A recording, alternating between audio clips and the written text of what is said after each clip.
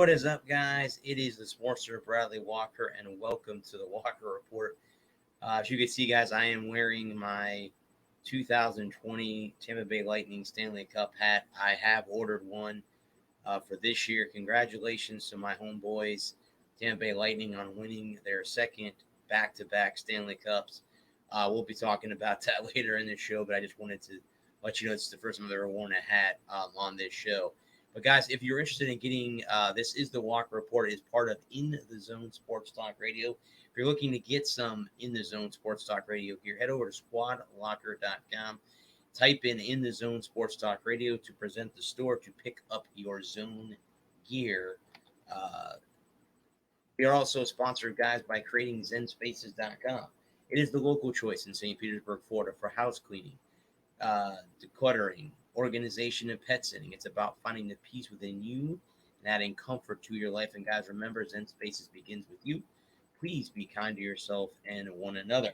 Guys, we also have a YouTube channel, the Sports Nerd Bradley Walker. Head over there. You can see this show and my the other show that I do, the Sunshine State Sports Jabber, in their entirety. In case you missed the show live, you can go over there. And guys, if you do go over there, please like, share, and subscribe. We like to kind of build our YouTube channel as well. Well, guys, I am going to go ahead and bring on my co-hosts. Looks like I have one so far, so let me bring him on. How's it going, Adam? It goes. Buddy, I'll be honest with you. I don't know about Lewis. He mentioned me to message him the link. I did that, and then he tells me that he doesn't know if he's going to be able to come on anymore at all. So I don't know if he'll be on tonight or not. I hope he does. Guys, the show is awesome when there's three of us on here compared to two.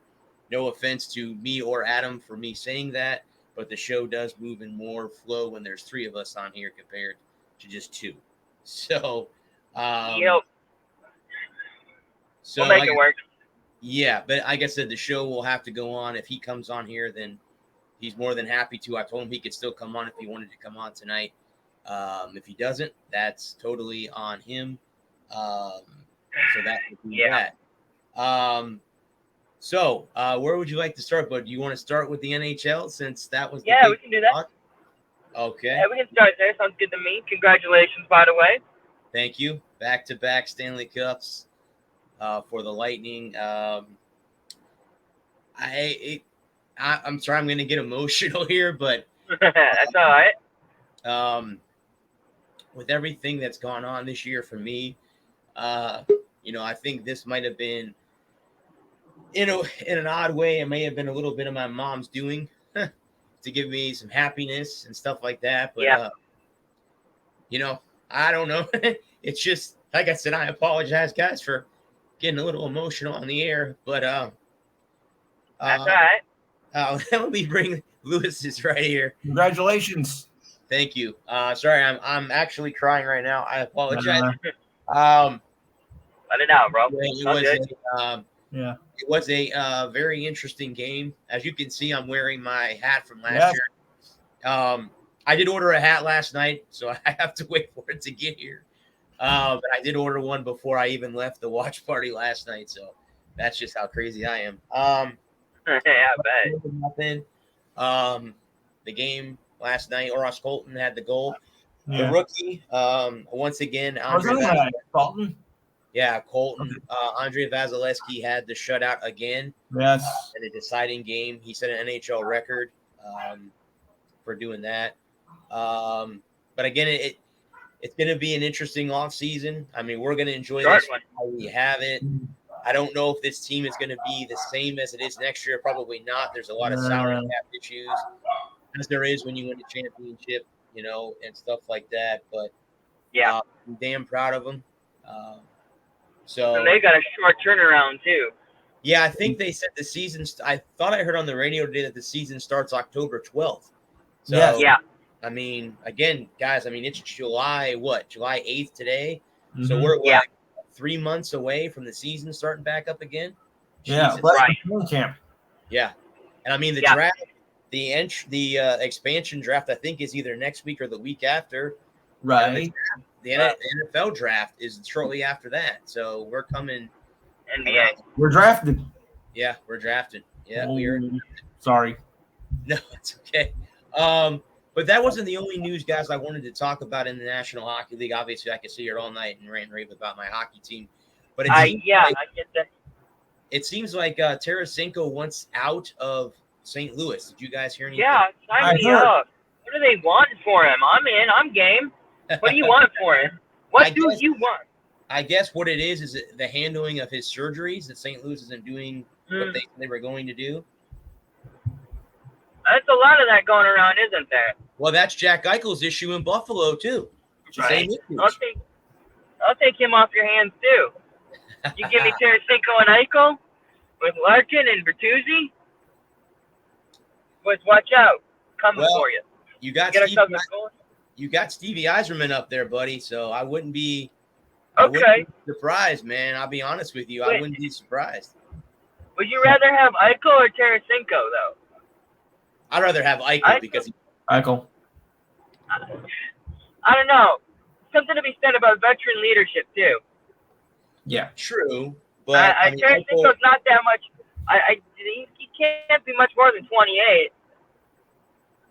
True, but I mean, Eichel will carry you a lot longer. I mean, but you never know. Tarasenko may still have, as they always say, veterans still have tread on the tires. So you never know. You never know. So I'll be honest with you. Yeah. I mean, I would say either one would be great for Detroit or any team for that matter that's out there. You know what I mean? Any team. And I'm sure that whoever has the cap space to sign these two guys, they're going to go out and get them. Honestly, if I could get them both, I'd talk to both GMs. I'd talk to both teams to be like, all right, what do you want for them? We make a deal. I got 6 overall, I think it's 6. Honestly, if I would trade, I'd trade the 6 straight up for Tarasenko or Eichel. Honestly, because I'm tired of drafting top 10 and getting project guys that aren't going to be ready for 2 years. Yeah. Well, I mean, with Buffalo, their general manager gives up for peanuts because look what he gave up to Boston to get Taylor Hall. So there you go. So that might get a chance to get Jack Eichel. I don't know. Again, he's requesting a trade. So we'll have to wait and see. It's kind of interesting to watch, like Eric Staal. Yeah. Okay, Staal was with the Buffalo Sabres, and he was in the Stanley Cup Finals. So, God love him. I mean, sometimes you end up being traded, and you end up on a team that ends up in the finals. And again, I mean, no one in their right mind thought that Montreal would be in the finals. I didn't think they would. I didn't think they would have got. No, I didn't have them. I had them losing to the Knights. Yeah. Okay. After they got past Toronto. To the Knights. Yeah. Yeah. Well, once they got past Toronto, they played the Jets, Winnipeg, and I thought that was going to be a close series, and then sweeping the Jets.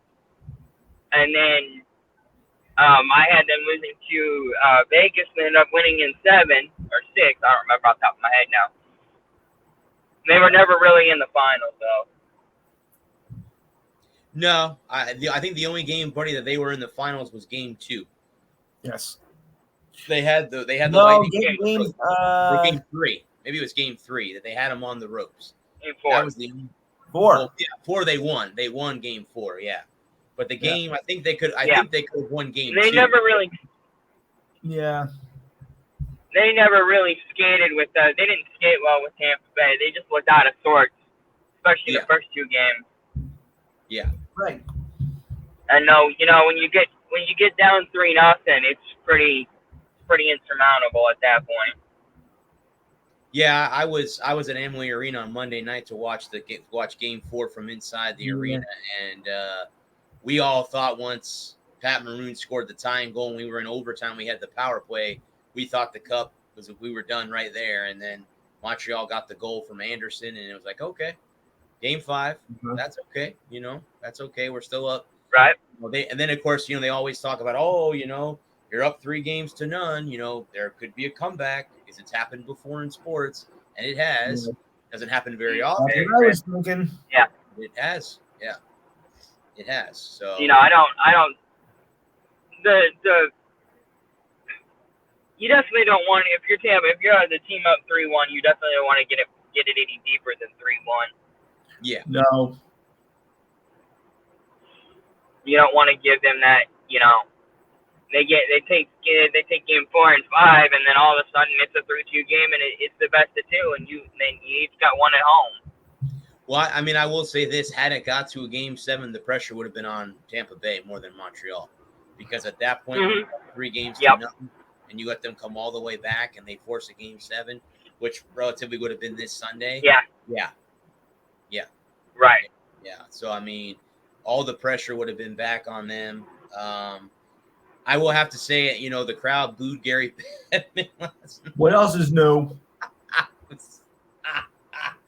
Not surprising that they booed him in Tampa, but It's from everywhere. well, I'm wondering, okay, he didn't seem to accept it like Roger Goodell did for the draft. Like Roger Goodell, told them, "Oh yeah, go ahead and boo me. I don't care." But it seems like it still bothers Gary Bettman. I mean, maybe I'm wrong by when I was, but How is somebody though who would nearly destroyed the league still commissioner? 2 lockouts, a canceled season, and yet he's still here. Dump him already. Yeah, I agree, Lewis. I agree with you wholeheartedly. I think he's the worst commissioner of the 4 major. No kidding. And then what's his name? In MLB is not Rob Manfred's not too far behind. Manfred's not loser. So I mean, Manfred's definitely not too far behind. Yeah. But yeah, I mean,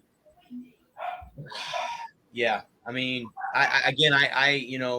hockey season. Well, the hockey season's over now. We have a couple more weeks, I think, until the drafts happen and stuff like that. So yeah, we could talk about that as we get closer to we could talk about the expansion draft, because I'm just curious on who Seattle picked up from everybody. They're going to get 1 player from each team, so it's going to be interesting to see who but I heard you know how they come up with all the odds, like every time a team wins a championship, they always go to the sports books, always go in next year. Well, I heard that the Kraken have some better odds than some of the teams that are already playing. How do you like that?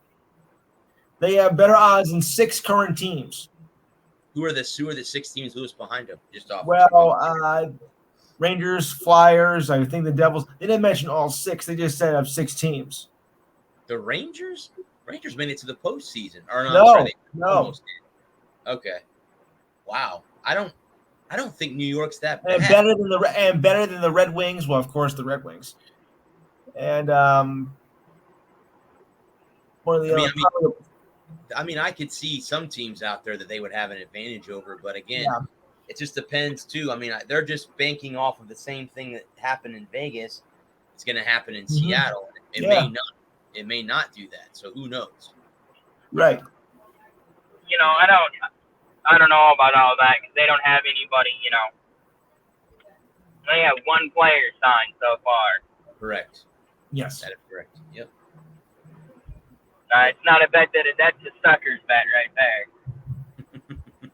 Yeah. Well, like I said, I think they're banking on the same lightning in a bottle twice. Vegas has had so much success, and they're assuming, as again, what assuming means, making an asset with me. Is they're banking that's going to happen again in Seattle. Like I said, it doesn't always happen like that. Vegas just happens to be fortunate. They made the playoffs ever since they've been in the existence. They've made it in all 3 or 4 years they've been in existence. So yeah, they're just fortunate that it's happened that way. It may not. Seattle might be a duster fire. It might be it might be a dumpster fire in Seattle. Who knows? We don't know until the season starts next year. So, but as I think I would bet them. Go ahead. I would bet on them being a dumpster fire before I would bet on them making the playoffs. Yeah. I think. Yeah. if anything, the best they'll do, they'll be like a middle of the pack, lower team next year, because I think Right. everyone will be out gunning for them to not have a repeat of what Vegas did. Yeah. Yep, I agree. Yeah, unfortunately for Seattle is, I don't know what the GM and head coaching, I don't know what that looks like, and the Vegas got very fortunate in the fact that they were able to get good players who worked well together. Mm-hmm. And I don't know about I don't know if Seattle's going to be able to get them those same kind of guys that are going to gel and work as well as the Vegas guys did, because and like you said, they're going to have a target on their back because nobody's going to want to be that team that loses to Seattle. Right. I mean, I'm gonna try myself when they come here. If they come to Amalie next year, I'm gonna try to go, because that's the only team I haven't seen the Lightning play. Vegas was the last one. Also, too, as I don't Adam, I'm gonna try, Bud, to get to Nashville, to see the outdoor game, because it's the Lightning and the Predators. I'm definitely gonna try to get to Tennessee and see that game. I'll come see you if that's the case. I'll have to come visit. Oh yeah. While I'm there. Well, like I said, guys, the NHL season, it was a good season for most of the teams. I know not everybody had a good season, but again, I hate to say the cliche, but there's always next year for everyone that right out there. Yes. And again, I don't even know where the Lightning are going to be next year, guys. We may not even be anywhere near the playoffs next year. I don't know how many guys we're going to lose. What if the new guys come in are going to gel like this team did the last 2 seasons. I don't know. We'll have to wait and see. I mean, a nucleus is signed definitely deals, but we don't know. I don't know. None of us know until next season. So, right. So we'll have to wait and see. I mean, who knows? I mean, Toronto could win a Stanley Cup next year. I mean, I'm just saying. I'm just saying. There weirder things have happened in sports. So nothing to the Toronto people out there, but it is. We won't. Yeah. We won't. We don't even know what it's going to look like. Yeah. We don't know what right now they're planning on going back to the original divisions, but what's to say that that's gonna, or the 20, you're going back, resetting back to where is it? Pre-COVID. But what if Canada's not open yet? That's very true. Yeah. Right. You get. They'll have to play the divisions they played this year. Yep. With the new variant that's out and now is sweeping the nation. Yeah. And vaccine numbers not being where they need them to be. I don't know. So it's a long way. I know October's only 3 months away, but we're still a long way from being back to normal. Oh yeah, absolutely. And so I don't know if we'll have what next season will look like. Yeah, absolutely. Yeah, no, we don't know. We do not know. All right, let me go ahead. But I got a NASCAR article I wanted you to talk about. It looks like they said did Speedway Motorsports consult with Cup Series drivers on its reconfiguration in Atlanta. I know that's where they're racing this weekend. They are. Let me read the article real quick. Let me get your opinion on it. Something about, it says the banking of the track is going to be raised from 24 to 28 in the corners, and the track is going to be narrowed from 55 feet to 40 feet in the teens. So I don't know what that means. Can you explain that to me? What it means for drivers? So they're raising the banking, and I only saw the meme, but I haven't read a story. But they're raising the banking hopefully to make the racing better, to create more side by side action. I don't know if this is all going to depend on what package they run at Atlanta next year. If they run the high downforce, low horsepower package, where you ain't got to lift, you won't. It'll be like running Daytona or Talladega in a mile and a half. It's gonna be absolutely insane. It'll be utterly bonkers for at least a year. It's gonna be fast. It's gonna be tight. It should make for great racing at a mile and a half track because you got all that banking. You're gonna have 2 full grooves. You'll be able to rip the wall or run right down on the white line. And they're gonna narrow the track off the corners, so they're gonna funnel. Everything's gonna funnel down, and it's gonna get real narrow coming up off the corner. So if you get loose or you get tight coming up off the corner, and you have to chase it up the track, that could be bad. Should be fun. I'm looking forward to it. So this week will be the last weekend that they race on the 24 degree, and they're gonna tear it up and add more banking and narrow the track starting next year. Can you see that, Bud, maybe happening NASCAR-wide, some tracks next year? It depends. Okay. Atlanta will be the first one to go if it works and it makes the racing better. I could see more tracks doing that. Yeah. If the racing is exciting and they can pack the stands, yeah. What was that? Yeah. A lot of your mile and a half will think about it. Well, I mean, if it makes the race, faster, obviously it'll make it more exciting to see the guys go faster and stuff like that. So, but then again, I guess if there's more speed, there could be more accidents, stuff like that. So obviously that's it's a 50-50 shot with, as a NASCAR fan, do you want, yes, obviously as a motorsports fan, you want to see more speed. Obviously that's the thing. I'm sure all motorsports fans. It's better racing. It's more quality racing is what we're looking for. Okay. I think that there are a lot of people that watch racing for the crashes. I'm not one of them. I like competition. I don't want to see my favorite driver on the hook headed back to the garage with 100 laps to go. It's not fun. I mean, my guy's out of the show. I might as well go home. Yeah. So, for me, or I'm changing channels. I'm seeing what else is on. It's like this weekend.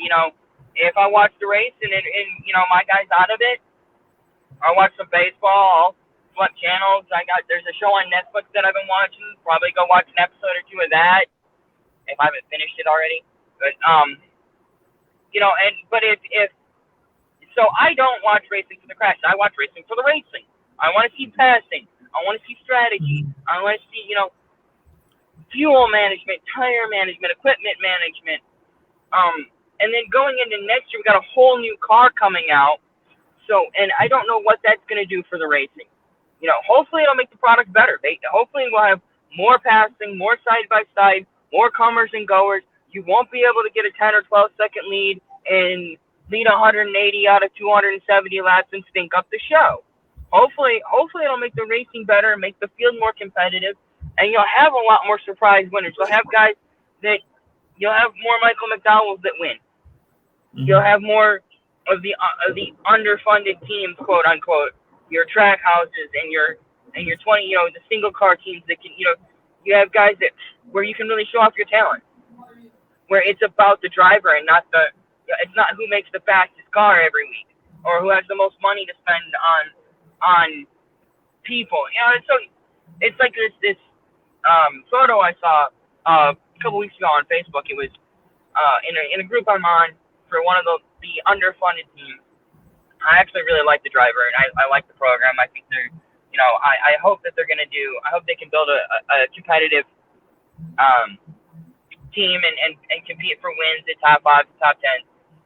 But it's from the earlier mid '80s, and it was Dale Senior working on a motor, and somebody was commenting on how they don't make the drivers like that anymore, and so I left a comment that they don't. I think I froze. Oh, there you go. They back then they didn't pay some guys 6 figures to do all that stuff. No, they didn't. The nature of the beast has changed so much in the last 40 years. back then, you were the driver, and you were a body guy, or you were an engine guy, or you were a little bit of everything, because that's how everybody was back in the day. All the teams, all the drivers were tinkerers, and they'd mess around with something, or they knew something about something, and so they worked on stuff because they had to. Now every team, all your big budget teams have at least one guy for everything. And the driver just drives the car. Yeah, well, that's what he basically does his job. That's his job, is to, listen to his guys, listen to his team when people are approaching him or whatever. Yep.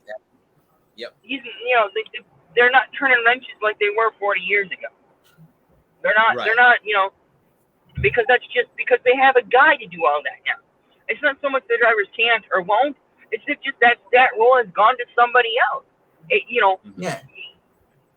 Somebody that's got, Chad Knaus is an interesting, Jimmy Johnson's crew chief for a long time, but people don't realize that, people, you talk about Chad Knaus, they think of him as Jimmy Johnson's crew chief, won 7 titles, won, 85 races, one of the best who have ever done it.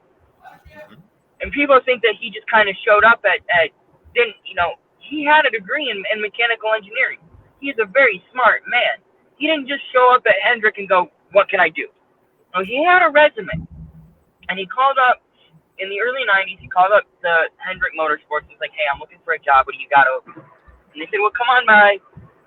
So, Monday morning at 7.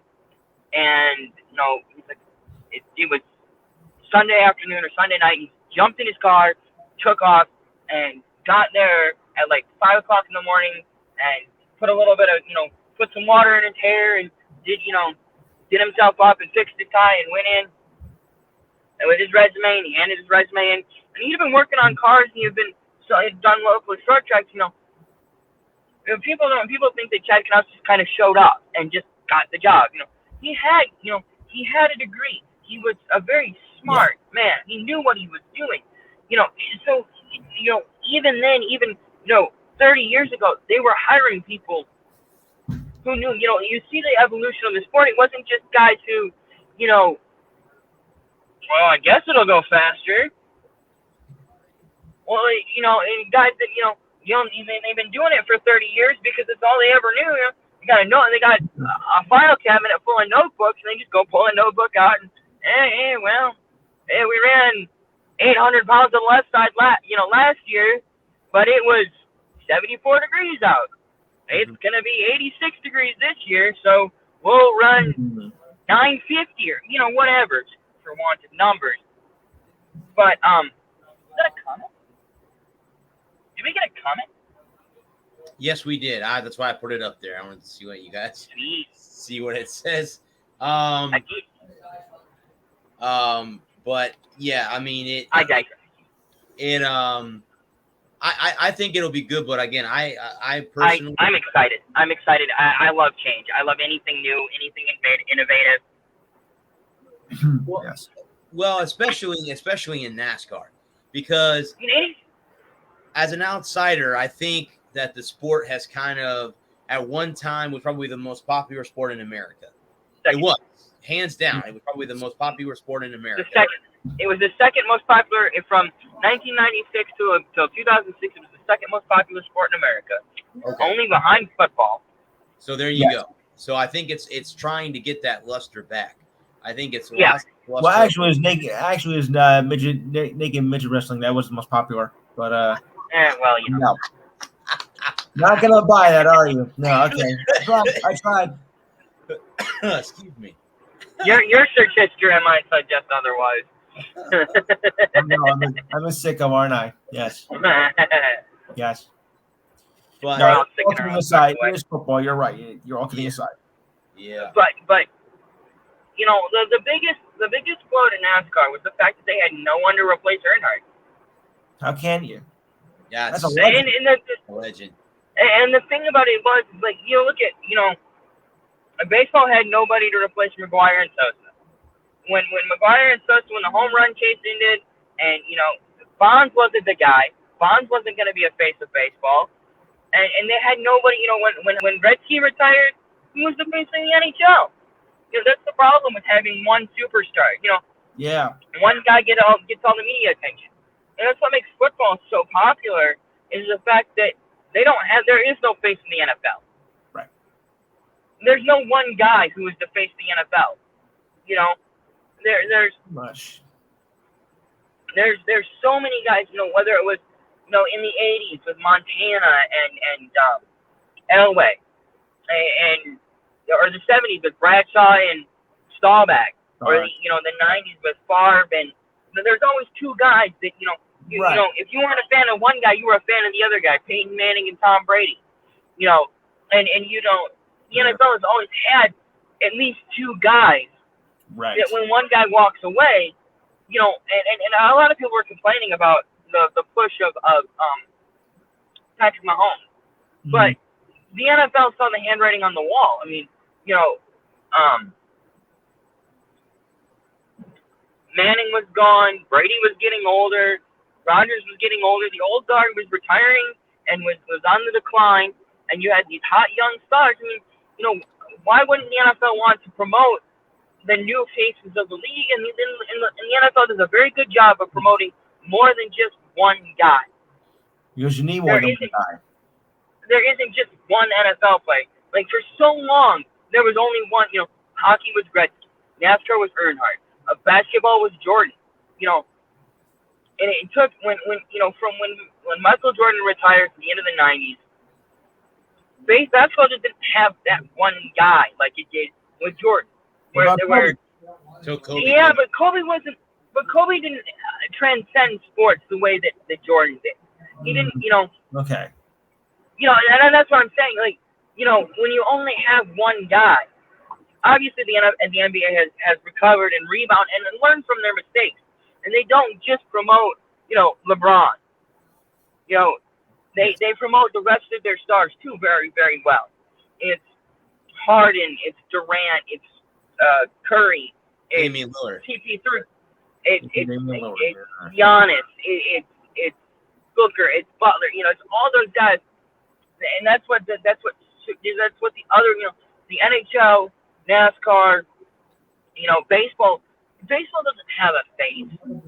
Who's the most popular baseball player? I don't know. No, it's who's the face of the league? And you've got to have. You can't just have one guy. You've got to have multiple guys in multiple regions who you can market to everybody. Mm-hmm. But I digress. Speaking of that, but we could talk about the NBA Finals since it is Game 1. I got an article about the 5 things that we learned, and you guys can disagree. This is the 5 things we learned from Game 1. This is off of NBA.com, so this comes from the head honchos. Number 1, Chris Paul is not letting this one get away. Mm-hmm. The finals hot seat can just be as hot. I'm guessing they're referring to Milwaukee head coach Mike Budenholzer.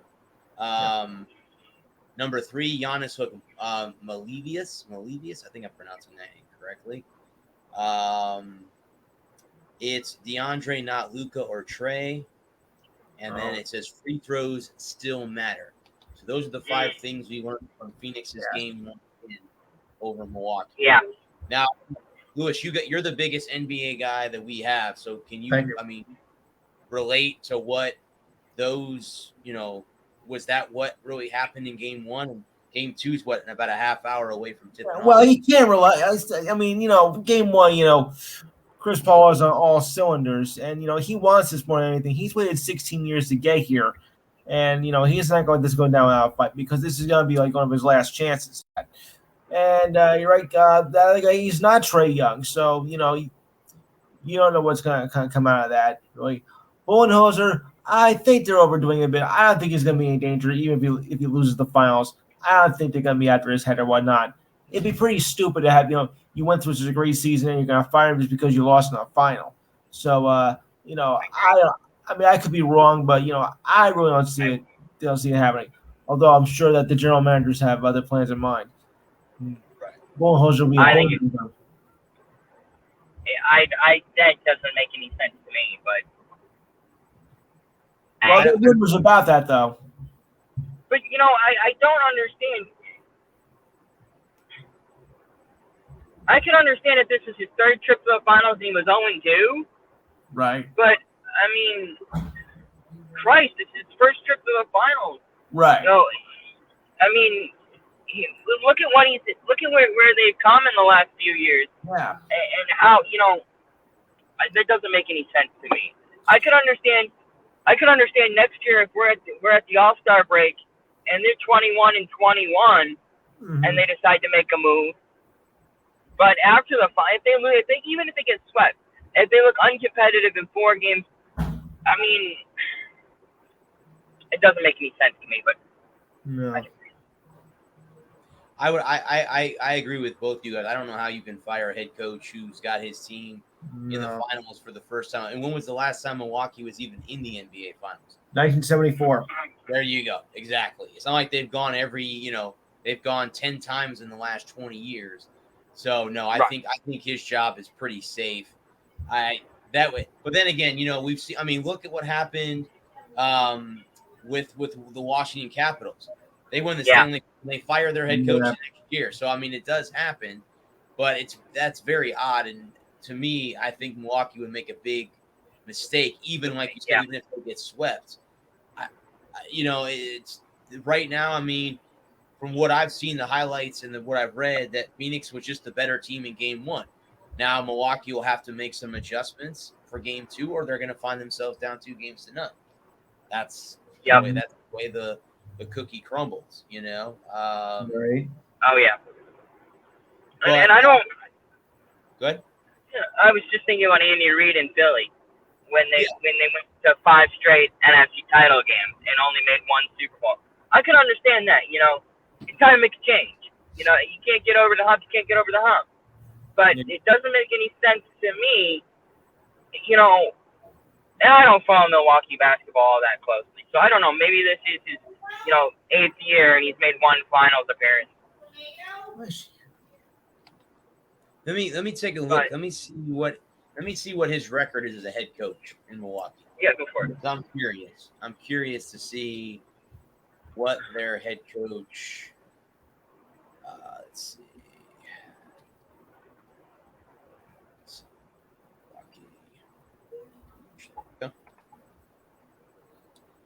I want to see what his overall. Okay, here we go. Mike Bernenhoser. Okay. Has deep Arizona roots. Okay, let's. Not that I believe everything I read on Wikipedia. Right. On Wikipedia, but let me see what they have listed as his record as a head coach. See, he's a 2-time NBA Coach of the Year, 2-time NBCA Coach of the Year, and 2-time All-Star head coach. He's been an assistant coach on 4 NBA championship teams. That was 1999, 2003, 2005, and 2007. So he's been an assistant. He won, it looks like all 4 of those championships was assistant with Greg Popovich and the Spurs. So that's where he has his titles. He has an overall record of 375 wins and 262 losses. Yeah. He's coached 637 games. He has a .589 win percentage. So that's what he has. Winning almost 60% of his games.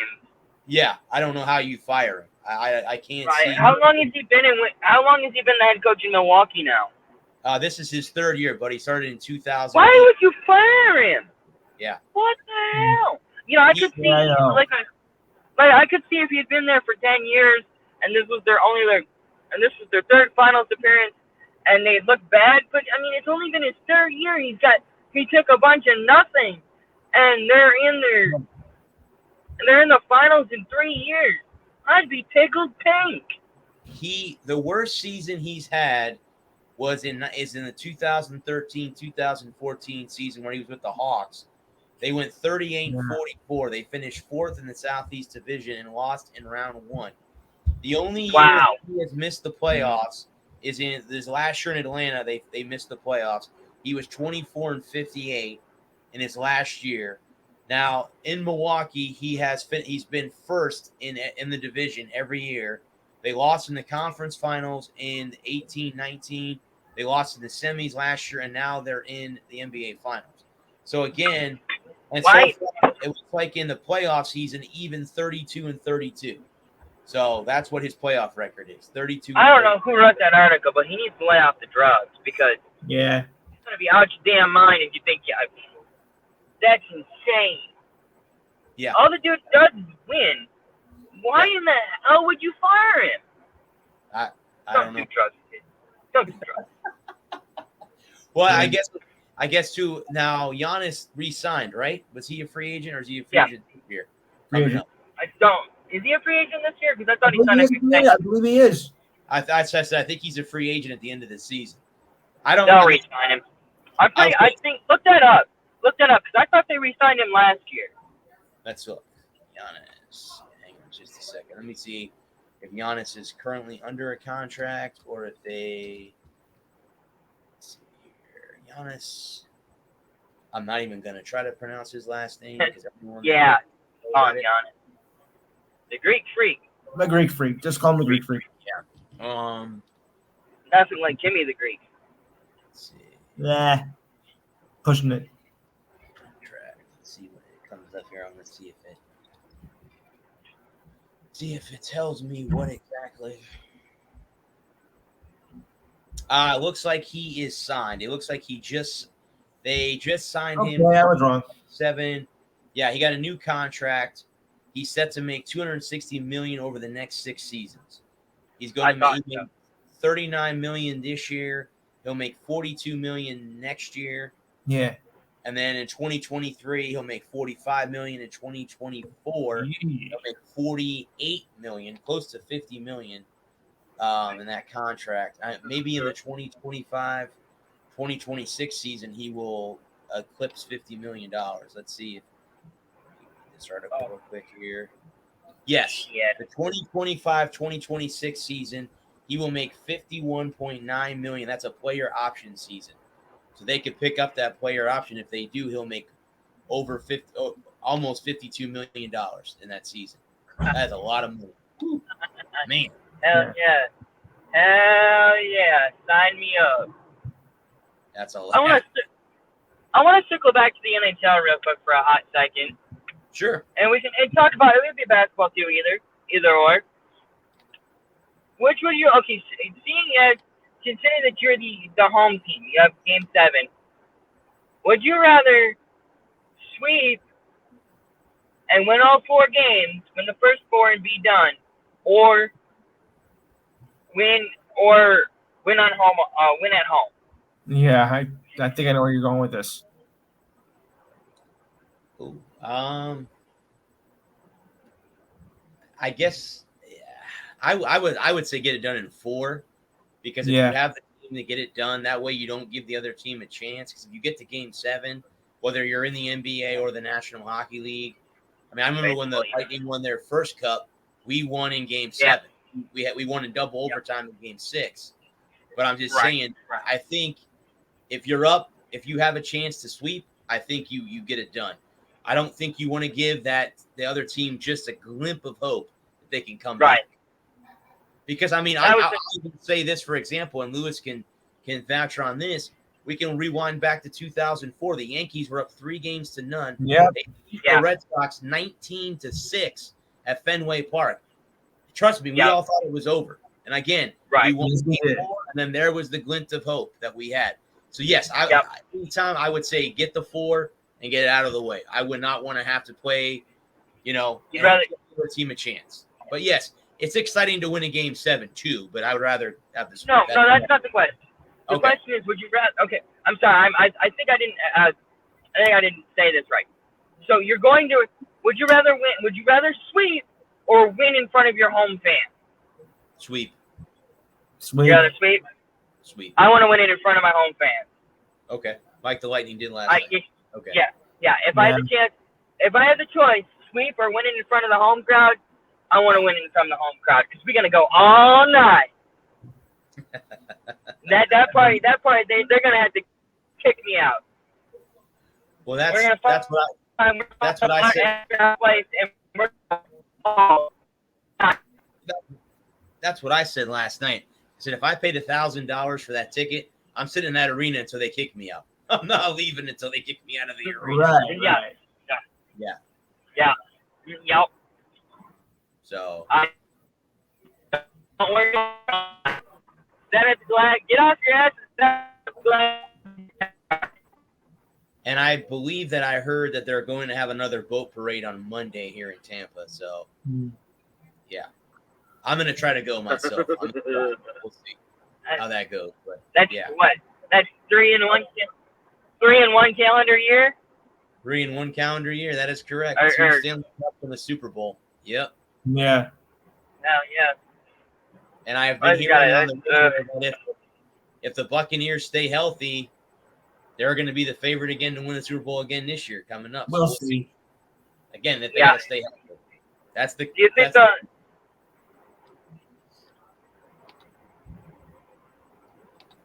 talk a little baseball now? What do you think about the Rays' chances? Well, I mean, they keep gaining ground. Obviously, the one thing that I think is going to hurt them and has hurt them for years, they can't hit with runners in scoring position. They can't. They can in certain games, certain situations, but there's nothing consistent with them, and that's the only thing I think that may hurt them. That's just my opinion. Again, I'm not a Rays fan, but I'm just saying on an outsiders thing, that hurts them more where the Yankees and the Red Sox or the teams that win can hit with runners in scoring position. You have to be able to do that. The Rays haven't been able to do that over the last few years. But, I mean, again, it could change down. And I think that's what hurt them in the World Series last year. They're all going to point to, what's his name being taken out of the game. Yeah, it could have. They couldn't score runs. They can't score runs when they have runners in scoring position. So, I don't. They'll figure that out. Yeah, that's what I'm saying. I don't. I mean, we can also, if you want to, I can give you the rundown on the home run derby. They're gonna have the home run derbies coming up. We can talk about that. That's now right. the All-Star break is what, this weekend? Is that what it is? Yep. Okay, so we're in the home. Okay, so we're about halfway through the season then, right? Yeah. Okay. So let's see who the home run derby brackets are. They're set up. All right, so we have Ohtani, obviously, is there. Okay. So it's Ohtani versus Soto, Gallo versus Trevor Story, Matt Olson versus Trey Mancini, Salvador Perez versus Pete Alonso. Okay, so those are the top. So there's 8 guys competing in the home run derby. Okay, well that's not too shabby. There's a lot of home run balls that can leave the ballpark at that point.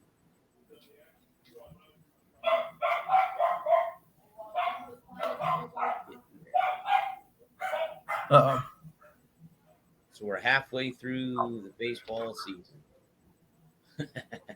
Still got 80-something games left. 80 games are still left on the slot. Pretty much. Here we go, Lewis, real quick. I got an interesting article. It says Reds Gray. Now this is Sonny Gray. He says he strips naked, change uniform between innings for a reset. Now here's what it says. It says Gray left the mound down 2-0 to the Royals after allowing a pair of runs in the 4th inning on Wednesday, and he felt he needed to shake things up. I came into the clubhouse and got completely naked and changed everything that I was wearing except for my cleats. I tried to cool off. I changed my jersey, pants, underwear, and socks, and guess that was what I was wearing, and just tried to reset and start over. The Reds mounted a comeback to earn the hurler his second win of the season. The veteran missed out most of June with a groin strain. He is making his second start since being reinstated. He is 2-4 with a 3.9 ERA over 62 innings. That's quite an interesting story for a pitcher. Yeah. Completely change out of their uniform and come back into the game and then win the game on top of that. So there's Something worse, you could have been on the field naked. That's true too. That's that. Yeah. I guess that's the pitcher's worst nightmare is Yeah. to pitch naked, right? What was that movie? He gave his all. Durham, Bull Durham. Yeah. Bull Durham with the whole What was your? Yeah. I keep dreaming that I'm pitching naked. Yeah, so that was his biggest fear. I'm visualizing it right now. Yeah. That was a very interesting part of the movie. Yeah. When they do that. Let me go ahead. I'm going to pull up the power rankings again because this is halfway through the season. So right now, this is according to ESPN.com. The Dodgers are number 1 in the power rankings. The Astros are number 2. The Giants are 3. The Red Sox are 4. The Padres are 5. The White Sox are 6. The Rays are 7. Milwaukee is 8. The A's are 9. The Jays are 10. The Mets are 11. The Reds are 12. The Yankees are 13.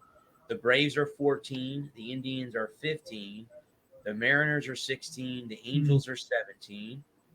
The Nationals are 18. The Cubs are 19.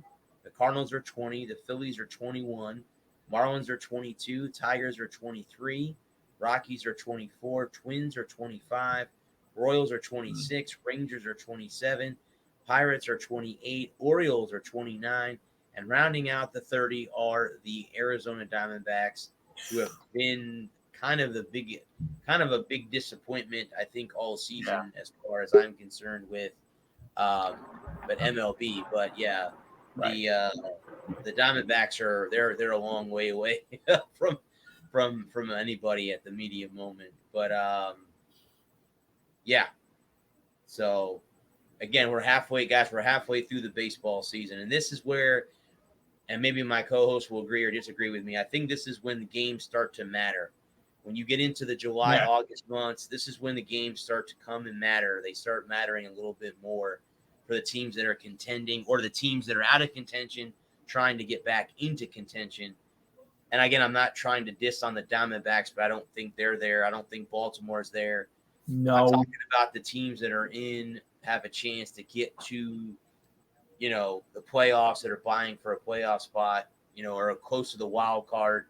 I think if you're a wild card team, you're watching the wild card standings and stuff like that. So that, to me, that's how I look at it. I could be wrong, but I think these games mean a lot more now than they did in April, May, and June.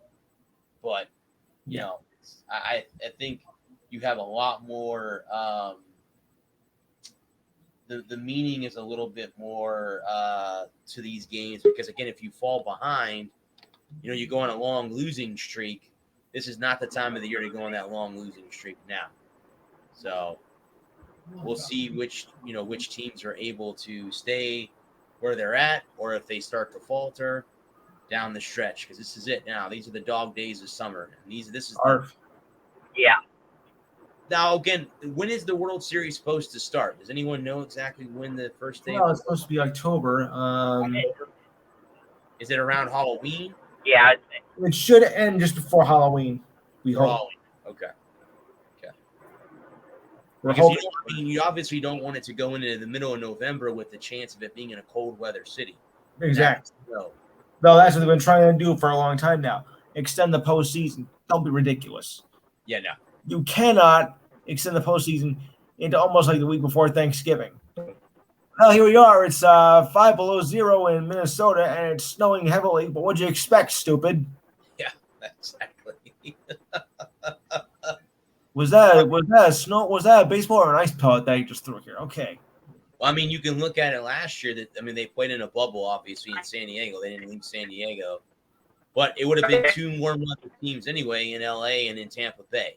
So there would have been two, but you're not always going to get that lucky. You can get the Yankees in there, the Mets in there, the White Sox or the Cubs, anybody, Minnesota, anybody like that to live in a cold weather city, forget about it. You're going to have snow in the World Series. I don't think baseball's not meant to be played in the snow. I don't think. It has happened. I know. Yeah. Yeah. But it shouldn't happen. No. Baseball shouldn't be played in the snow at all. So no, I don't. we'll have to wait and see, who's there. Hopefully, unless they have another bubble scenario like they did last, I don't. Unless it's Toronto, I don't see how it would be that way. Because Toronto's still playing in Buffalo, so if they did make it to the playoffs, I guess the home games would be Buffalo, New York. Then again, you can walk to Buffalo from Toronto, so it doesn't, Well, here's the thing I don't understand, Lewis. Montreal in hockey, you were allowed to cross the border, right? They got to cross the border. Yes. But Toronto can't. I don't understand. One team can, one team I can't. don't know. The NHL must have got a special exemption for that, and I guess MLB hasn't, adapted to that.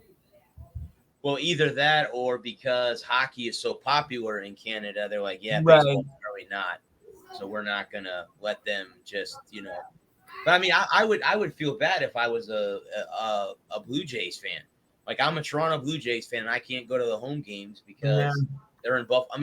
You could, but then you can't go back across the border because the border's closed between Canada and the United States. So you can't cross the border unless you fly over, and then what are you gonna do? Stay here? And even if you go back to Canada, you gotta quarantine for 14 days. Right. So that's that doesn't. Yeah, I know it doesn't make a lot of sense. Not at all. It doesn't make. Yeah, I don't understand the whole. Yeah, they don't close the border to Mexico. Yeah, yeah.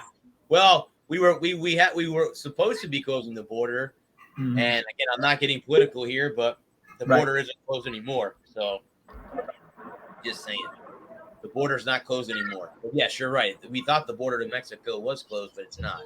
Just to Canada at the immediate moment. For some players, yeah. Right.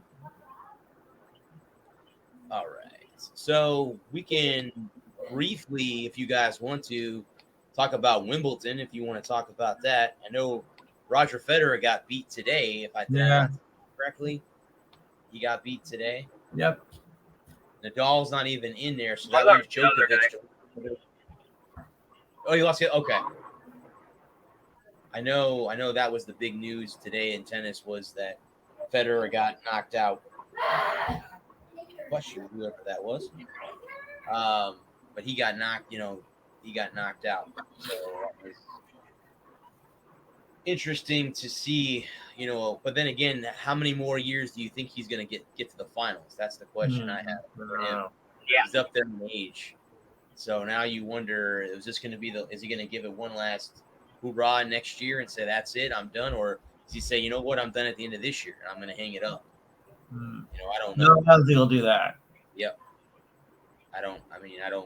I'm not sure what his mindset is. Yeah, I don't know. Yeah. We'll have to wait and see what he does. I did, guys, catch some boxing news. It looks like the fight between Wilder and Fury may not happen. Not exactly. Well, I heard that Fury's camp has COVID. Yeah, but what I think the thing is it won't happen at all. That's not true.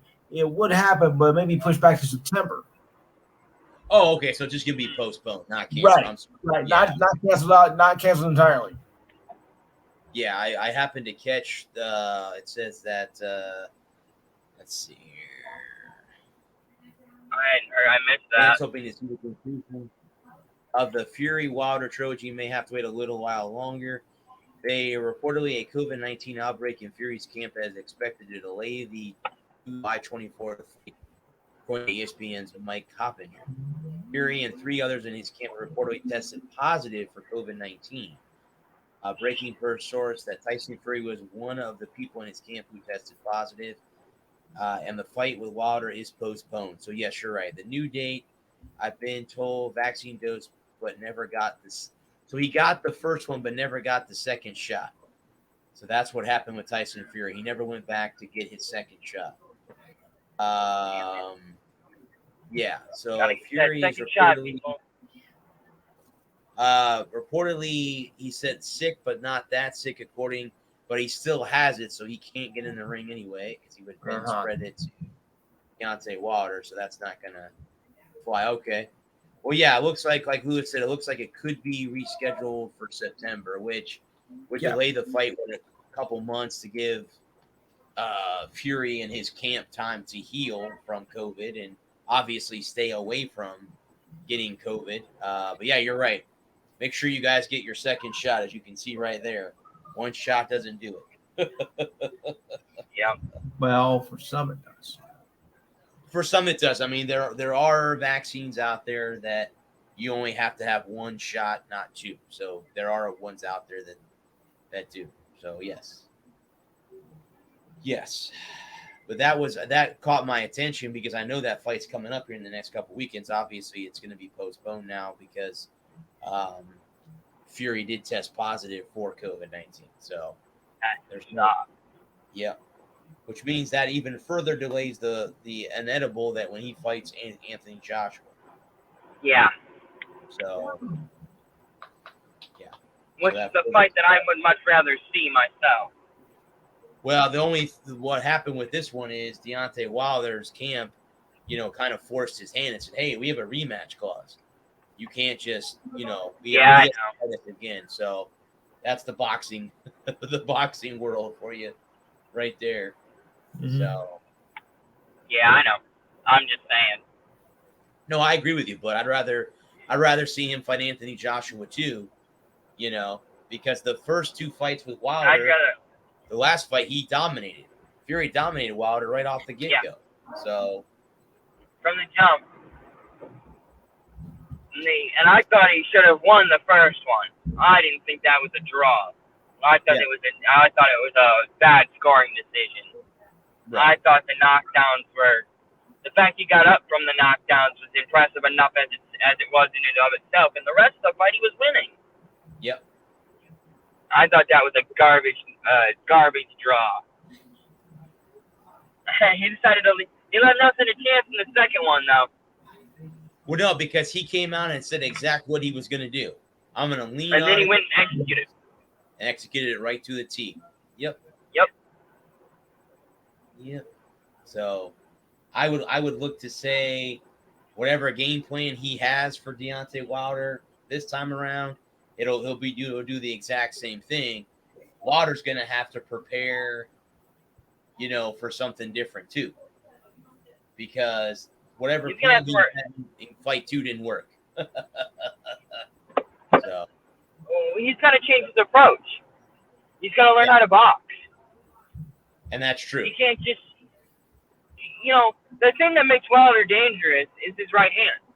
Right. Well, Fury got on the inside and absolutely tied him up, and he couldn't get out of get in range to throw that right hand, and there was nothing for Rodriguez outboxed him straight up. Yep. Wilder's got to stay to the outside, work outside in, and stay out of the range of Fury, and be able to throw one big right hand and end it. But he doesn't know how to box. Yeah. I think it was the Ortiz. I think it was the Ortiz fight. I can't remember who he fought before Wilder 2 or Wilder 1. Or Fury 1. I can't remember. It was Fury. No, it was Fury 2. He fought a fight before Fury 2, and he looked absolutely old. He looked old. He looked slow. He looked clunky. And he was losing the fight until he caught him with a short right hand. It was a 10-round fight or a 12-round. I don't remember if it was 10 or 12. But he was down 5. Yeah, it was in the 7th. On my scorecard, I had him down 5-2. Mm-hmm. And the way I scored the fight, the way I was scoring the fight, I had him down 5-2. And even if he won the next 4 rounds, he'd have to win all 4 of the next rounds, and I had him losing in the 7th too. So I had it before he got the knockout. I had him down 6-2. So the best he could do was tie. Right. And then it's a draw. It's a draw. And I don't think, and that's why I had Fury in 10. I had in the second. Yeah, so what's the second one? I had Fury in 10 in the second one. So that was the fight before Wilder Fury. So and Wilder's fight before the Wilder Fury 2, he looked clunky, he looked slow, he looked sloppy, and he got lucky. Yeah. I think I came on this show and said as much. Yeah. I think, like you said, I think he's going to have to learn how to box. He's not going to have. He's going to have to and again, he can't really surprise Fury with the right hand because he did that in the first fight, and Fury got up both times. So what do you do when you? And he got up from it. That's what I'm saying. You have your best punch, and your opponent gets up. Yeah. And shakes it off like nothing. What do you do? I mean, what does your corner tell you? Just keep throwing at him because it didn't work. He got up twice in the first fight. And the thing about that's. I think we lost him, but yeah, I mean, he got up twice in the first fight, so I don't know what Wilder can do differently. Yeah. Wilder's not really one of those. He's a slugger. He's not a boxer. He's a brawler. Right. Wilder's a brawler. He's not even a good boxer. Yeah. And he's not even a good brawler at that. Yeah. Nope. Right. He's got one punch. Yep. He's a one punch man. If brawlers can be effective. Right. If they can set something up. But Wilder's a one trick pony. True. And Wilder's way too predictable. Yep. He wants to set you up with a jab and throw the right hand. Yes. So you take away the jab. You stay close. You don't let him load up, and you just throw. Period in two. And that's what he called the team on this busted eardrum when he popped on the ear and the fight was over right there and then. The fight was over. Yep. And maybe in round two. And he caught Fury with the right-handed thumb and popped the eardrum. Right. It was over. Yes.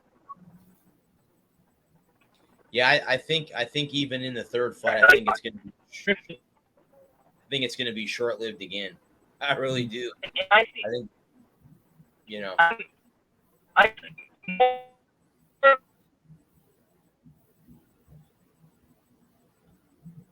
Yeah, I think we're having an issue. We lost it. I thought it was me. No, Lewis. It usually is. I think he's driving, so he's losing as he's driving. Not gonna move. Yeah, I think he told me last week he was going to visit his girlfriend. Right. I don't think the fight will last like maybe more than 4 or 5 rounds again this time around. That's my opinion on it. I think Fury's gonna win it too. I think Fury's gonna actually win it this time. Yeah. He's gonna call a shot. He's gonna just throw him. Yeah. Yep. I agree with you on that one. I don't think anything's really gonna change. For lunch. Yeah. Yeah. I don't think much will change with the outcome from the fight. The second one. I wanted to real quick bring up the WNBA. I wanted to go through. Lewis, you watch the WNBA too, don't you? Just off chance? Yeah, not often, but I do see it. Okay, let me give you the these are the power rankings for the WNBA through the first 7 weeks of the season. Let me give you the teams. We have number 12, which is the worst team, is the Indiana Fever. Then you have the Sparks at 11, the Dream at 10, the Mystics at 9, the Mercury at 8, the Liberty at 7, at 9 and 9. The Dallas Wings are also 9 and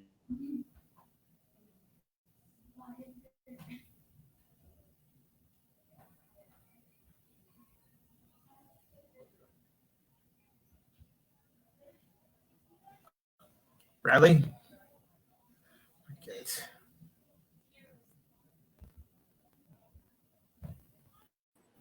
Everybody. Oh, I'm back. There we go. Didn't the Storm and the Aces play last year in the WNBA finals? I think those were the 2 teams. Yes. So they're 1 and 2 so far this year too. Okay. Interesting.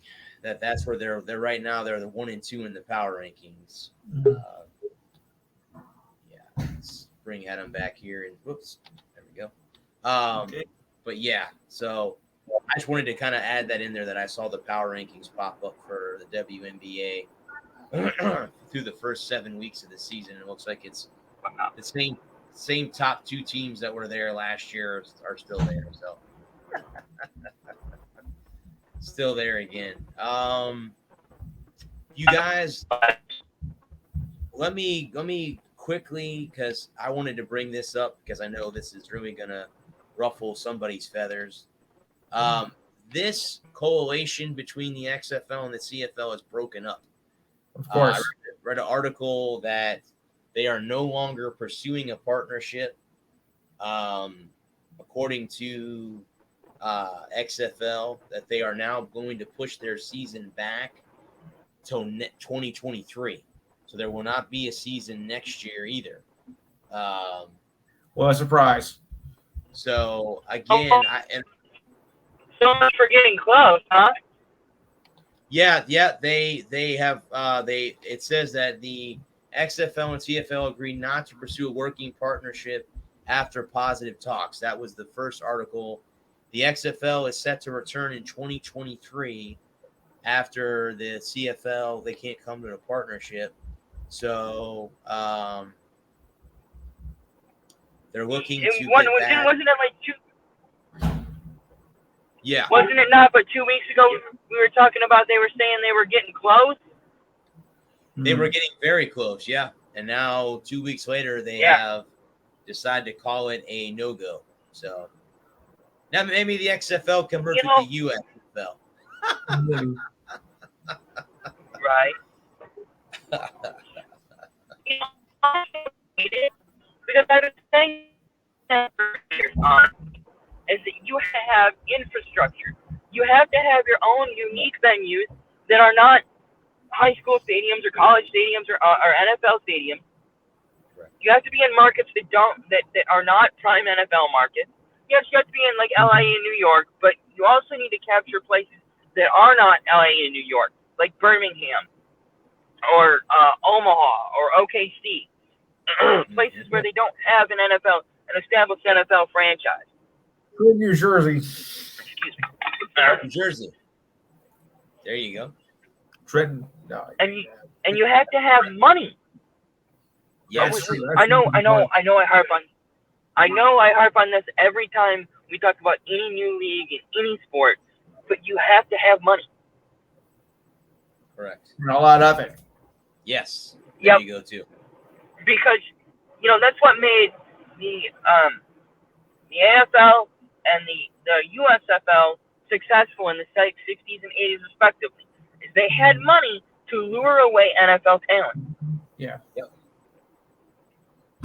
And so, I just saw, I think I mentioned this the last time we brought this up, but Justin Fields signed with the Bears for $18 million. Right. I think it was 18 mil. Something like that. And you're not going to be, the thing that made, that's why Joe Namath went to the Jets. Mm-hmm. They offered him $1 million. Then that was a lot of startup money. leagues don't have that kind of capital. Yeah, they don't have that. They don't have that kind of capital to draw, because, like you said, I mean, you had Jim Kelly and them all, go to the USFL, because they had the money to draw those players. The XFL does not have that kind of capital. And again, it all comes down to corporate stuff too. You got to have, corporate deals, corporate deals in place, and the XFL doesn't have the corporate deals that the NFL has.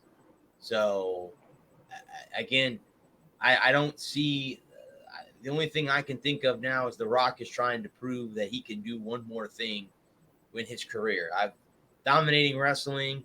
I'm a big-time movie star, and now I'm going to try to own a rival football league that I'm going to make successful. I don't know if that's going to work because it hasn't worked the first 2 times. So I don't know Yeah, so why try again? why try again. Why? I that And it's the money. It all comes down to money. Yeah. You have to have the capital. I will, you have to have the infrastructure. You have to have the capital, because you have to, not only do you have to be able to sell the league, you have to be able to sell, because you need stars, you need talent. Mhm. You can't be playing with guys that got cut from their college team. Yep. And then even if you say, okay, it's going to be a second shot at the NFL, okay, what happens when all the top of talent in the XFL go back to the NFL or don't play at all? Who's going to go watch the games Right. now that you have second-rate talent? Nothing against the guys that play there, but what happens? It's going to go away. Right. People are going to stop watching. People are going to stop caring. It's not So- like, it's so funny. It's like the only minor league that, independent league that can keep that is sustainable. It seems to be baseball. I don't know why baseball. You have 10,000 independent leagues. Yep. There are independent teams all over the country. That seems to be the only sport where you can have an independent league that isn't tied to professional. That isn't tied to the professional league. That isn't, like the AHL, like all either folded or big clubs. Or they become a minor league, a farm system for the big club. Yeah. Well, especially I think in minor league baseball And too. I don't know why. So I was going to say in minor league baseball, some of those towns, Like you don't that's all the have. sport is that minor league team. So people are drawn to it. Like you said, you gotta get in these small cities that are not as obviously you need LA and New York, but you need the little cities too, where the minor leagues do have that. There are cities around the country that have minor league teams that go and watch these kids play because it's all they have. They don't have anything else to watch, So they don't. I mean, they cheer for Right. the big club because. But I don't like a city like just from personal experience, a city like Traverse City that has Yeah.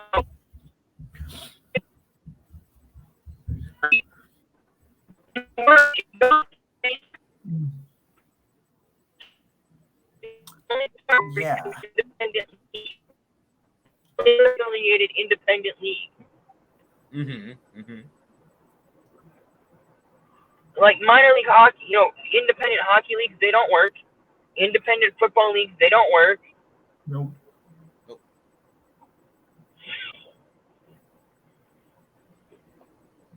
Nope. Well, again, we'll have to wait and see because now again, that was the whole big thing is the league was supposed to start back up, next year.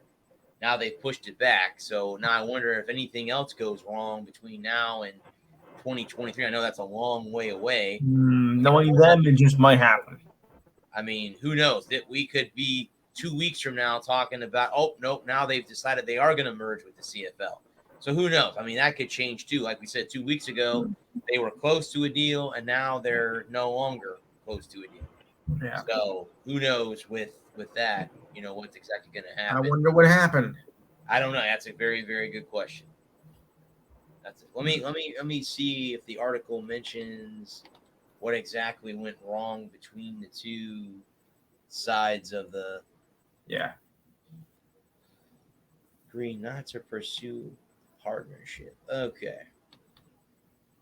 Our talks with the XFL exploring the potential for collaboration and innovation have been positive and constructive. The CFL announced in a statement Wednesday, while we remain open to finding new ways to work together in the future, we and our XFL counterparts have jointly decided to not pursue any formal arrangement at this time. So what it looks like to me is that they've kind of separated for now, but don't count on that being permanently. I don't know. The CFL canceled their season through it's set to return on August 5th. So August 5th of this year, the season. So we're about a month away from the CFL starting back up again. As Right. the XFL's futures release statement on Wednesday, while our discussions with the CFL did not ultimately lead to a collaboration, the effort reinforced our belief and commitment to developing the XFL for international spring football. We look forward to seeing everyone for kickoff in the spring of 2023, which actually, if it's going to work, that's when they're going to have to play. They can't play during the fall because college football and NFL will eat you for breakfast. Because I would rather watch college football than the XFL. Just saying. Yeah. Any day of the week, I'd rather watch college Yep. football. Right. Especially Yeah. especially if I'm watching college rejects. Right. Yeah. You know, the basically guys what it is. that have been they graduated from college and they weren't good enough for the NFL. They have no college, eligibility left. They might have been okay in college, but they're not NFL. They're not NFL guys, so they're not going to be better than the college guys that are coming up. Right. Correct. So I don't know. I want to apologize. That's okay. That's all right. I mean, no worries. But I've been having a rough time with the signal tonight. I don't know why. Usually I don't have a bad signal through here, but it's been rough tonight. So I apologize. Real quick, we can cap on the Olympics. I found out that the runner that tested positive for marijuana is not going to be going to the Olympics. That's correct. Yeah. I wanted to get you guys' opinion on that. Would you care if she did end up going, or is it one of those things where you don't, want to promote marijuana use as of right now to an athlete, to the rest of the nation? I wouldn't want, someone who's high on dope to be, Okay. There's nothing new though, because that happened before, even dating back to the '88 Olympics when a Canadian runner was being caught for dope as well. So they expected that, and still members of the Russian one of the Russian teams, they got caught for that as well. It's nothing new. I mean, it's been going on for like the last 30, 40 years or so. Yeah. So this doesn't surprise me. At least one athlete was going to get caught. Yeah. Well, I guess I'm going to say something. Yes. No, you go ahead. I want to hear what you have to say, and then I'll say what I got to say. What? To be honest with you, because marijuana is legal in a lot of states now, Mm-hmm. I really honestly do not think it should matter. But again, you're not going to have everyone agree with you, especially on when this is a nation thing. Again, the Olympics, you're the best in your country. So because not everyone believes that marijuana is a good drug, I mean, yes, it has a very lot of good medical purposes. If it's used for, it's got a lot of stuff that it helps with. And if that's the case, great. But then again, that's why I think people don't have an open mind for it. And again, I'm not saying that's a bad thing. Everyone's entitled to their opinion, and I respect everyone's opinion. But should it matter? Maybe a little bit, but I don't really honestly believe that she should be out of the games. But then again, you get an athlete there that isn't doing it or whatever. That's fine, but who knows? That'll change in the next couple of years. I don't know. So, Well, I'm going to take a controversial stand on it. okay. I think that marijuana is a performance-enhancing drug. Yeah. All right. Not in the same way that that HGH may be, or any of the other PEDs might. Right. But the reason why marijuana is a performance-enhancing drug is because it's a relaxant, and it helps in recovery. And that's why a lot of athletes like to smoke, is because it helps with relaxation, focus, and recovery. And if you are using it in that regard so that you can work out harder, you can train harder, you can and to help with your performance, Right. therefore that makes it a performance enhancing drug. Just because some people are fat and lazy and smoke it and eat Cheetos doesn't mean that everyone who smokes it and eats Cheetos. Right. And think about it this way: in other countries where it's illegal, still, Yep. where it's not legal, it's not fair. Okay, see, like it's illegal in other countries, so it's not fair and it's not right for you to be using it to increase your performance to make you a better athlete. And those other countries don't get to use it. That's not fair. That is cheating. It is cheating. That is cheating. Yes, I agree.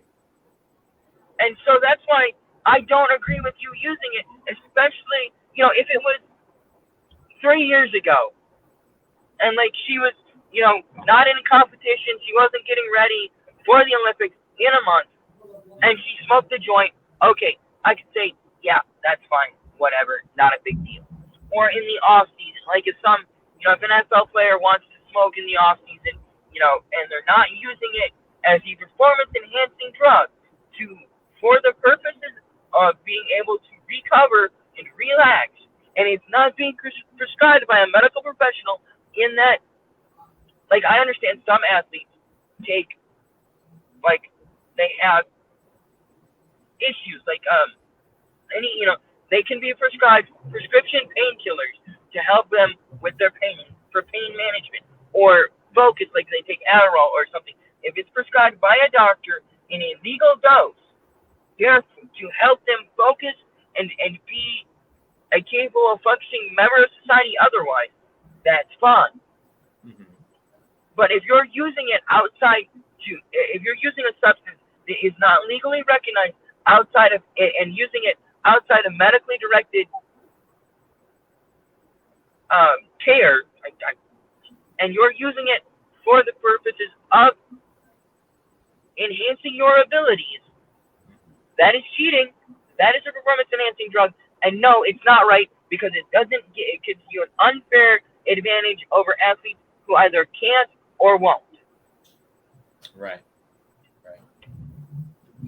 No, I mean I agree. I mean that, like you said, I mean it could be considered a PED, even though it's not steroids or anything like that, but still Right. could be considered that. So it's not gonna. Yes, you're not gonna be. I don't know. You're not gonna smoke a joint and put on 20 pounds of muscle. But if you're able to relax and recover and be better at what you do, because you're using it and it's not prescribed to you by a medical professional for the purposes of aiding in recovery, you're cheating. Yep. And again, it's not fair to other countries. We're talking about the Olympics. It's not fair to countries that don't have that it's not legal in. Right. I was thinking about that the other day, and I was wondering if you were going to bring it up. I was thinking about,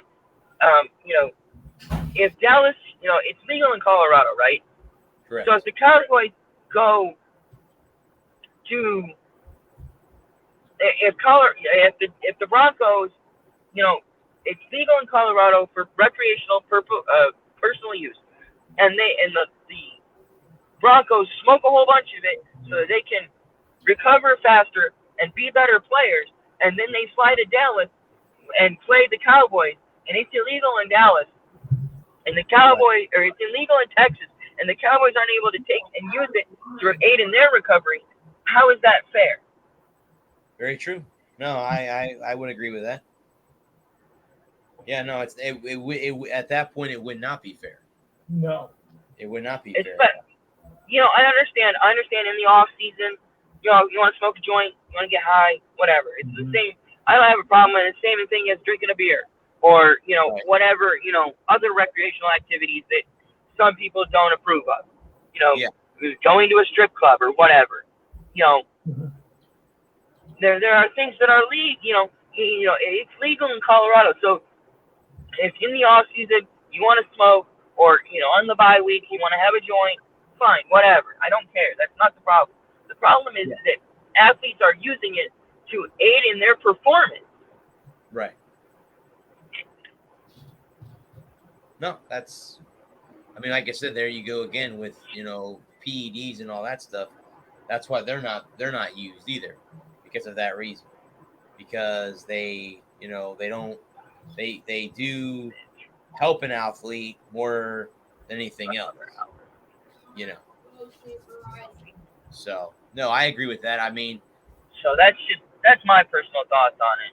well, I mean, here's the thing, but I don't. I mean, I don't. Even if let's say in the near future it's legalized in all 50 states here, it still is illegal in countries around the world where you are competing Right. against countries around the world. Remember, this is the Olympics. Yeah. This is not the United States against itself. This is the nation. This is the whole planet. This is planet Earth itself. Yeah. So I can see that being. This is going to be a problem and a topic that's going to be discussed for many, many years to come. Many, many years to come. This won't be the only time that this is brought up. I can tell you that right now. No. Because as soon as another, if let's say for example, and I'm going to say this too, I will guarantee you that some athletes will do it after they're done competing in that village. Oh You yeah. cannot tell me that doesn't going to happen, because it will. That does. I mean, I'm sure it does. I'll bank on it that it does happen during Absolutely. during the. I think it does happen after they're done competing. Once they're done with competing and they know they're not going to get tested, they'll do it because it's a recreational thing for a lot of people. A lot of people have done it. They still do it to this day, and that's them. That's on them. But yeah. So like I said, the topic isn't gonna go away anytime soon. No. No. Yep. All right. So let So- me I just go ahead. I just think that it wouldn't be any different than using substances that may or may not be legal Right. to Right. aid in your performance. That's what it boils down to me. Is it they're using this substance to aid their performance. It may not be they may not be putting on muscle, relaxation, focus. That's what makes you're using it as performance enhancing drugs. Yeah. Yep. Well, we can go to the UFC. There's a big UFC fight this Saturday as Conor McGregor will be back in the octagon against Dustin Poirier. So here are how UFC fighters predict that's how it happened. Okay. the third fight will go. Alexander Volosky as the featherweight champion. He goes, I got Conor to finish the fight inside 2 rounds by knockout or TKO. Cody Garbrandt, a former bantamweight champion, said McGregor. So these are all the fighters that are predicting the UFC. Darnushin, I'm leaning towards Dustin, but prefer McGregor. I think McGregor's a smart man. This is Kevin Gosling, a middleweight. Sean Burgo says, going with Dustin again, I think he can keep mixing it up. So it's kind of a mixed reaction between them picking Poirier or picking McGregor. Some of them have Conor winning it in the first 2 rounds, either a knockout or, so we'll see.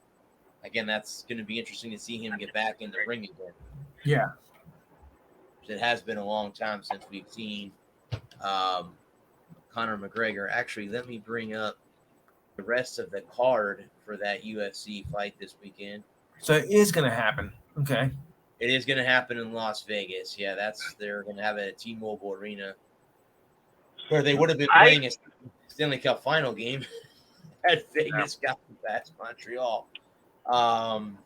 Is it UFC 264? That's the one that's coming up, right? That's the fight. Yes, Sounds right. Yep. So it's at the T-Mobile Arena, and the main card is Dustin Poirier. It's the main event versus Conor McGregor. The co-main is Gilbert Burns versus Stephen Thompson. That's the welterweight division. You have Taya Tavazi versus Greg Hardy. He used to be an NFL player. Am I right? Isn't that Greg Hardy that used to be the NFL? Yeah. Yeah. He's a loser. He's a loser. You know, loser. Yeah, he's 7-3-0 with 1 no contest. Oh, please. On a women's bantamweight, you have Irina Aldina versus Yana Kuskusov, and then the bantamweight is Sean O'Malley versus Chris Mutano. I'm sure I'm butchering these names, but that's the main card. The preliminary card, you have 4 fights. You have Conduit versus Griffin in the welterweight division. Price versus Pierre, that's also in the welterweight division. The featherweight division is Ryan Hall versus Tilapia, who's undefeated. That guy's undefeated, 10 fights, 10-0. Middleweight is Tevin Giles versus DeMarcus DePluff. So that's the preliminary card. That's, again, I guess it starts at 8 o'clock. Yeah. The preliminary card begins at 8. The early prelims begin at 6. The main card begins at 10, which means the McGregor fight probably won't be on till close to, I'd say, what? Midnight, 11:30. o'clock in the morning, somewhere. 11:30 at the earliest. 11:30 at the earliest. Okay. Yeah. Depending on how the undercard of the main fights go, how quickly those are over. Right. I like McGregor. I'll put $100 on McGregor this weekend. I think he's focused. I think he's committed. I caught a headline earlier, a little bit of what he was saying. He said he wasn't focused last time. He overlooked Fournier. Yeah. And I think he'll be focused. I think he'll rise to the challenge. I would not. I bet I'll put money on McGregor this weekend. Okay. I think it'll go the distance. I think he wins on points. Okay. So you say it's going to come down to the judges making the decision. Yeah, I think it goes. I think it'll be a majority decision. McGregor wins. I think he'll win 2-1. I look for him to score early and often in the fight. I think that he was embarrassed after the last fight. If I don't have anything going, I might go to a bar and go watch the UFC fight just to see Conor fight. Yeah. Again, just like with anything else, you don't know how many more times he's going to get in the octagon. He doesn't really need the money. He's got more money. No, he doesn't. He doesn't need that. He owns his own whiskey company. I think that's what he makes. Yeah. Whiskey. Proper number 12 Irish whiskey. I'm sure that, down the road, how bad this might sound, not so bad for the sport in general, but I wouldn't be surprised if he doesn't end up fighting a Paul in the future either. One of the Paul brothers. Just saying, that's going to, down the road, they'll entice him enough to do it. Yeah, it wouldn't surprise me. So, I mean. Would not surprise me. I don't know how many more times. It could be an interesting fight. Yeah, I don't know how many more times we're going to see him actually get in the octagon and fight. I mean, I know didn't at one time, didn't he own two titles in 2 different divisions? He had 2 title belts. Yeah. Right? Okay. Yeah, he was a 2-belt title holder at one point. Yeah. I think this is his last run. I think he'll make another run at the title and he'll call it a career. Make one more run at the title. I think he's 32 or 33 at this point. Right. So he's not exactly old, but in the fight game, he's ancient. Correct. That is correct. Yep. That is. Yeah. So we'll see. I think this is his last hurrah. Makes one more run at the title and. Yeah. Yep. I think I can agree with that. I think he'll make one more run at whatever. I think this. Welterweight or whatever division he fights primarily in. Yeah. I think this fight will determine a lot for his future. If he wins, he'll fight on. If he loses, it could be his last fight. Could be his last fight. Yep. Yeah.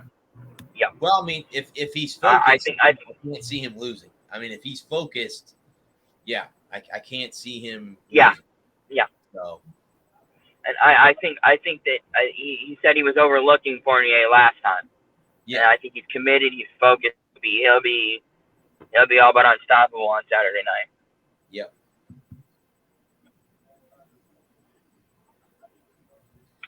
Well, gentlemen, I do not. I know we have like 20 minutes left. I don't have any more topics that I wanted to talk about. So, I mean, is anyone else? Did we miss on something? Do you guys want to go into more detail on topics that we talked about?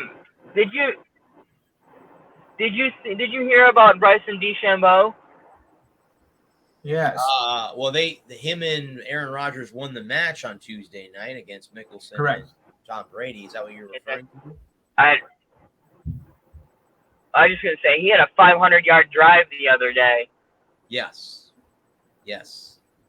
I have to be watching. That's definitely insane. Yeah, he had a 500-yard drive. He rubs a lot of fans the wrong way, including yours truly. I'm not the biggest fan of his. I know he hits the ball a long way, but I think he's really kind of one of those guys that you don't like playing golf with because he thinks he's the bee's knees with everything. It's really hard to be a fan of his. And again, I'm not saying that, he's a great golfer. He won a U.S. Open. So it's not like you can take anything away from him. He won a U.S. Open last year. He's got one major. And any golfer on the planet will walk around with, even if you get one, you're great. If you win multiple, like a Tiger or a Jack, and you have, records and stuff like that, that's a whole different story. But yeah, Bryson DeChambeau did hit a 500-yard drive, and him and Aaron Rodgers did win the match over Mickelson and Tom Brady on Tuesday night. But I have to, what I have to say about that match is I liked all the banter back and forth between the four of them. That's what I liked about that match, is that they talked back and forth with each other and gave each other a hard time. So I like that about that match, between the four of them. And I guess they asked Aaron Rodgers if he was going to be playing for the Packers next year towards the end, and he kind of shunned the question off. So I don't know what the answer to that question is. So I'm not 100% sure. I doubt it, to be honest with you, that he would return back to Green Bay. But then again, he'll either take a step away from the game for a year and come back with a new team next year, or he goes back to Green Bay and they surround him with weapons that he can finally use. I don't know. So that I don't know.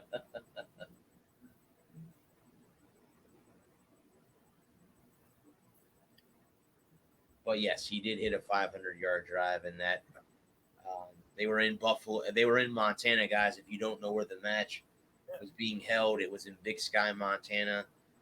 Elevation change. Like the TV show. Elevation changes. The golf course that they were playing at there in Big Sky was very secluded. If you guys watched the match, it was beautiful. The golf course that they played on was beautiful. Yeah. Out in the middle of nowhere, in the mountains. That's, as a golfer myself, that would be the type of golf course I want to play. Right. Out in the middle of nowhere. Yeah. You can't hear cars. There's no, trains, whatever it might be. There's nothing going on where, you're out in the middle of nowhere, So, but I mean, one golf course, Lewis, that I want to play, and it's near you, is Bethpage in New York. I want to come there. That's a public golf course. I want to go up there and play. It's in New York. I know it's a state park, is it not? Yes. Bethpage is a state park? Okay, that's what I thought. Okay. Now, I guess I want to bring up that you were mentioning just a little bit earlier, sort of. Your mayor of Tampa Bay is saying that she would rather have Montreal win Game 4 in Montreal and have them win back up. And that's like, it's like wait, you want them to throw Game 4 so you could just win a home Game 5? You did, of course, but I don't think it'd be right for you to throw a game just so you can win at home. I agree, Lewis. I was pissed. That's ridiculous. How about this? I don't know if you heard it before, but an earlier press conference, she told the mayor of Montreal, we can share the baseball team, but not the Stanley Cup. So what does that tell you? It's not her team to give away anyway. She's not the mayor of St. Pete. The Rays play in St. Pete, not in Tampa. That's right. Okay. So, and there's a new mayor there again. I think there's an election getting ready to happen where a new Thank mayor God. of St. Pete could happen. I don't think. I mean, again, he's going to have to come up with some big dough if they're going to keep the Rays in St. Pete, because that's still being a topic that's being talked about. You know, that comes up all the time with, you know, is the team going to stay here? Is the team going to go? Right. You know, so it's hard to say one way or the other. I cannot see the MLBPA Right. agreeing to a half season in one city and another half in another city. I don't see that. That's impossible. So I don't know what Montreal. But then again, when you have an owner like Stu Sternberg, he again, people are and me too. I've called him a dick. I'm going to be honest with you. I think he's a pretty bad owner, but he's thinking with his wallet, not with his head. Right. So he knows.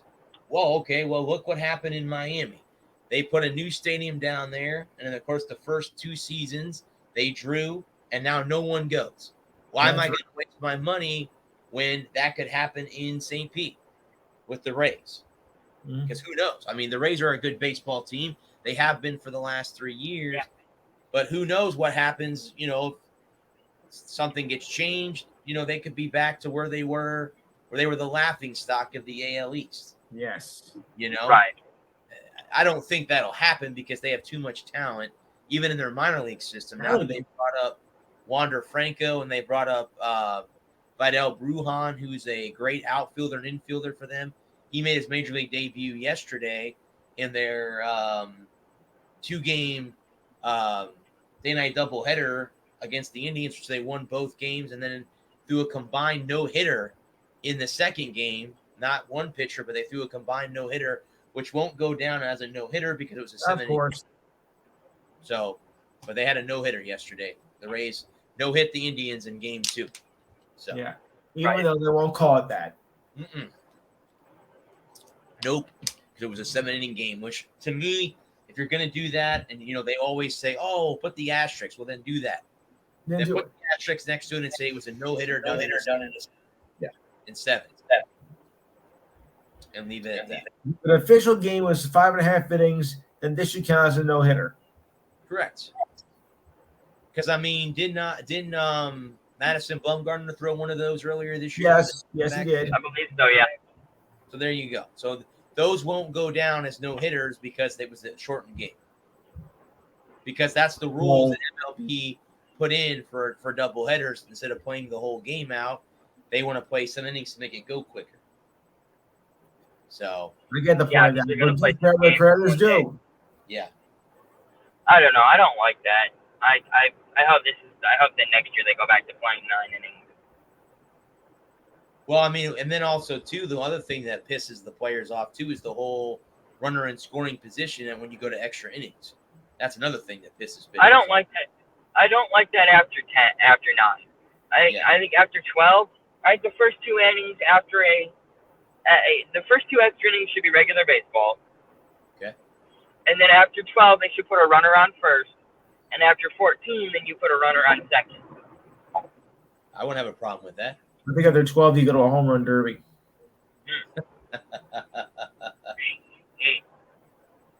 I hate skills competitions to end the game.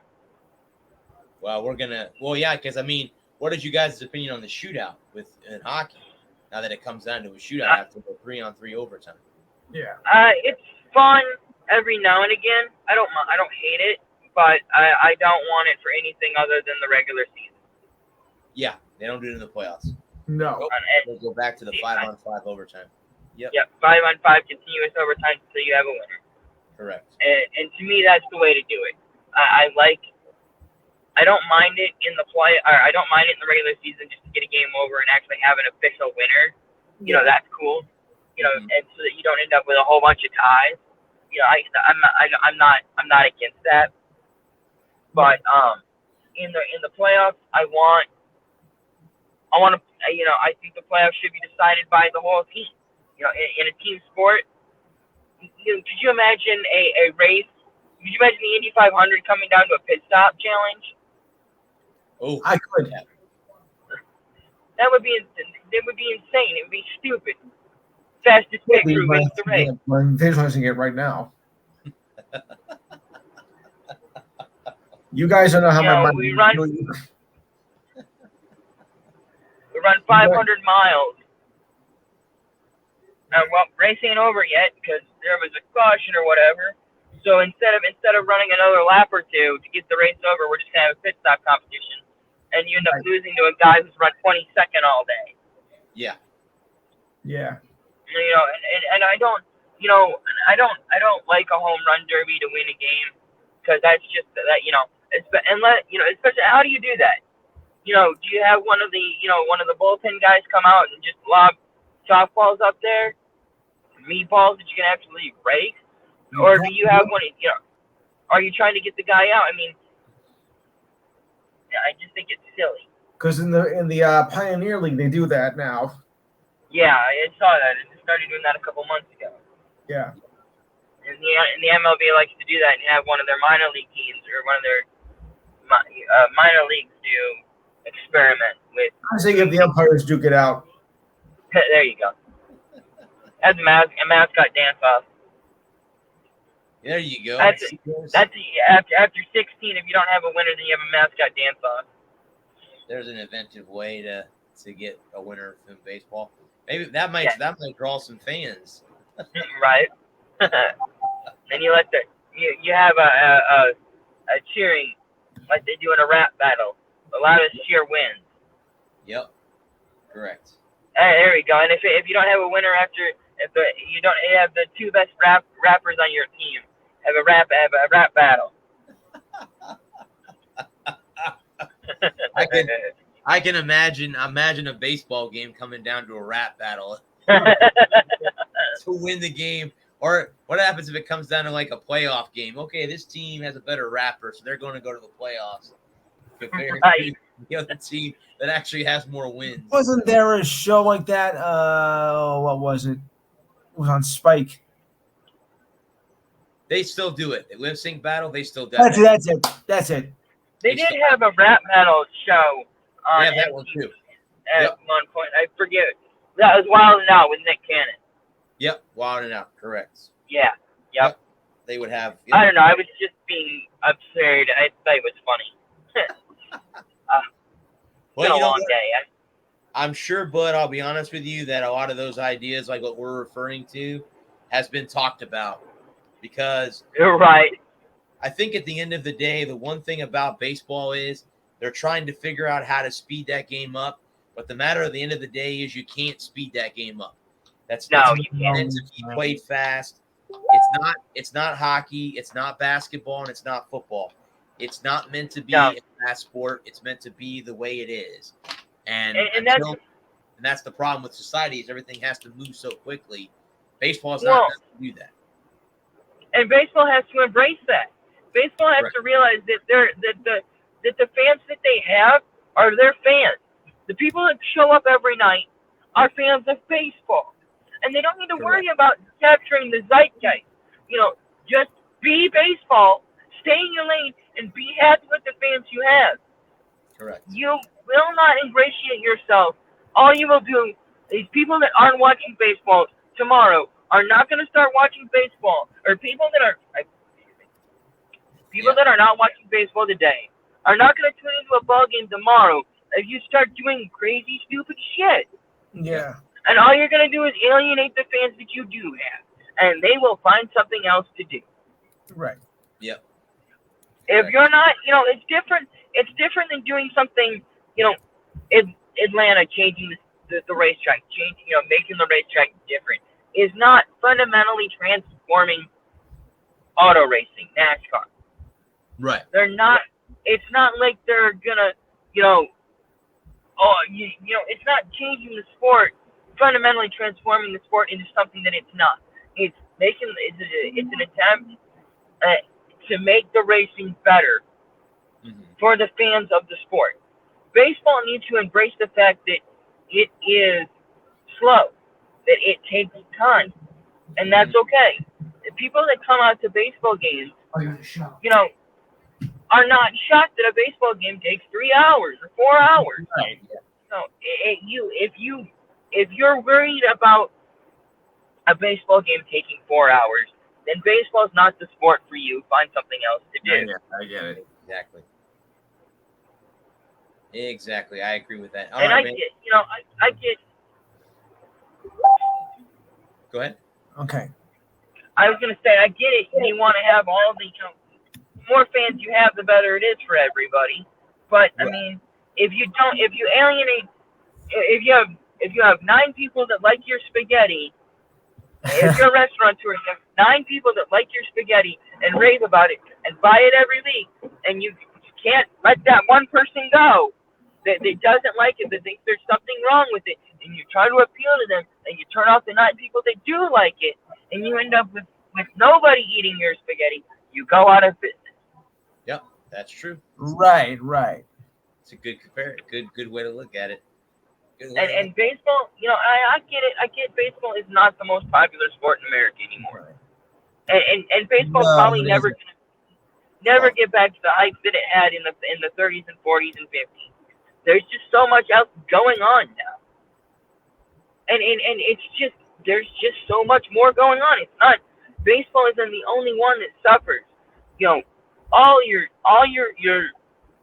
All sports are suffering because there's just so much damn shit to do anymore. Yep. Yeah. And it's so quick. And there's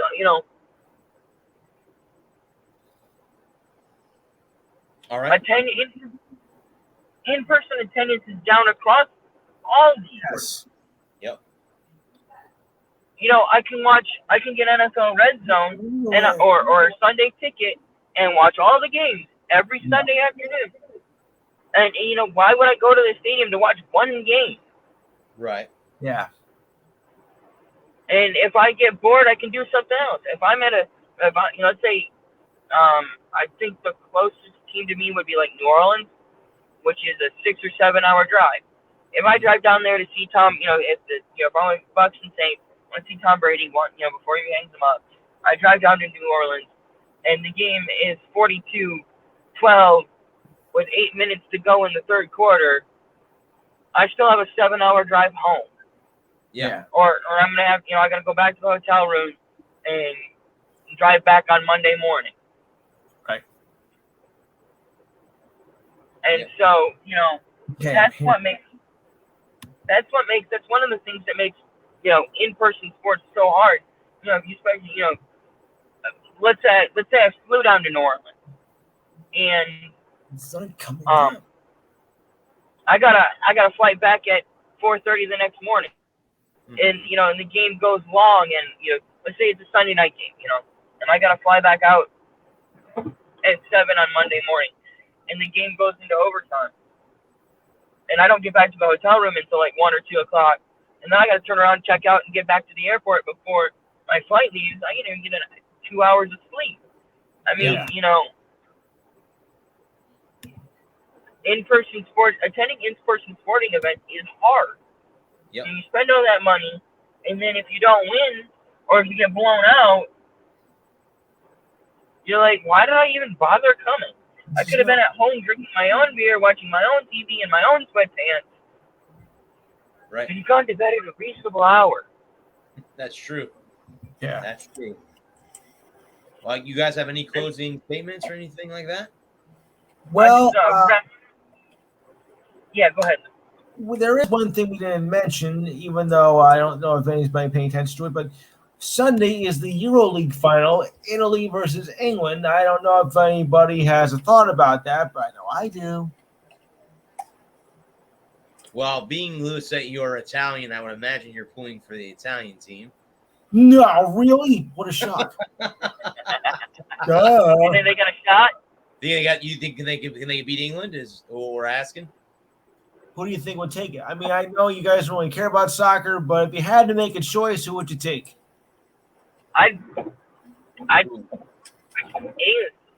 Soccer is so synonymous with England. I just, as much as I don't know about soccer, I would have to pick England. I would say England too because they beat Denmark. I haven't watched a lot of Italy play Yeah. this year. Well, But now again, we know it's running in Denmark now, do we? Uh-huh. oh, You knew that was coming. You knew that was coming. Come on. Come on. that's cool. No, that's cool. He brings a little Shakespeare. He brings a little Shakespeare to this show. That's awesome. Something is right in Denmark. Oh yeah, they lost to England. That's what it was. Okay, now we know. Now we know it's rotten in Denmark. Yeah.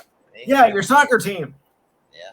Look at that. No, we can't really do that because that was a soccer player, Eric Christensen. That was the one that got injured. So we got to cut a little slack. He didn't he pass out or something? Yeah, they needed CPR. Yeah. They needed CPR. Yeah. You can say they did. That was Scary. that was weird. Me and my girl had gone and worked out that morning, and we'd gone to get some food after we worked out, and they had the soccer game on at the restaurant we were at, and everybody's standing around. I'm like, what's going on? Because I didn't see what had happened. I just walked in on it, and everybody's standing around. Everybody's in tears. Everybody's like beside themselves. I'm like, I don't know what's going on. And that I found out later on that evening that he had some kind of heart attack or something.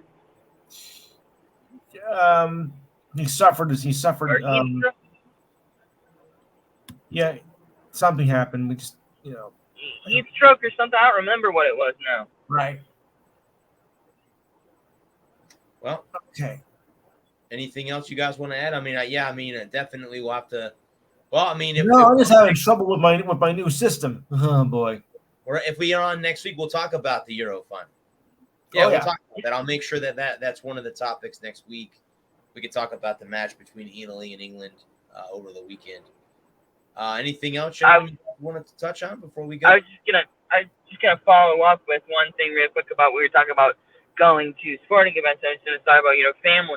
If you take your family, if you have if your wife and kids